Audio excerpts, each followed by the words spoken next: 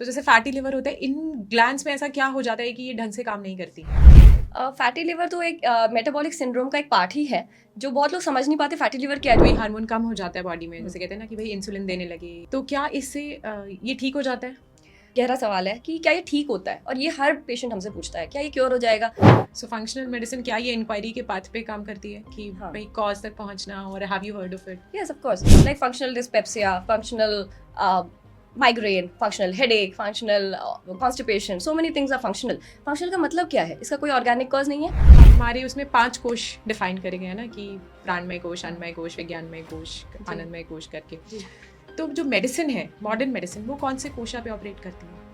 तो हाँ, तो जो हमारे 5 कोश हैं उसमें जो अन्नमय कोश है, जो आपकी फ्लैश एंड बोन्स, द भौतिक बॉडी जो आपकी है, वो उधर तक ही ऑपरेट करती है। बोन डेंसिटी आजकल बहुत लोगों की बहुत कम है, विटामिन डी बहुत लोगों का बहुत कम है, B12 पेरिनियली कम है।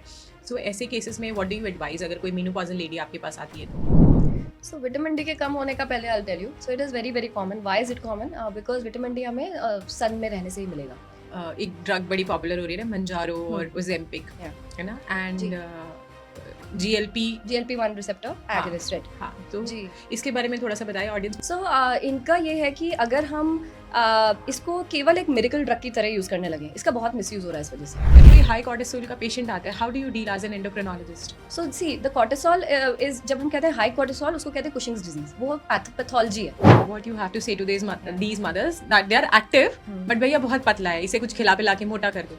सो ये हमारी सोसाइटी की बहुत बड़ी प्रॉब्लम है कि हम हेल्दी तब बोलते हैं बच्चे को जब वो मोटा होता है। मेरा बेटा हेल्दी है। व्हाट इज़ वेरी सरप्राइजिंग, आपने जब बोला 12 साल के पतले बच्चे भी फैटी लिवर या डायबिटीज़ लेके आ रहे हैं, क्या आपको जेनेसिस क्या मिलता है जब आप केस लेते हो उनका? हाँ, उसमें जेनेटिक्स बहुत ज़्यादा है क्योंकि family history, both parents having diabetes.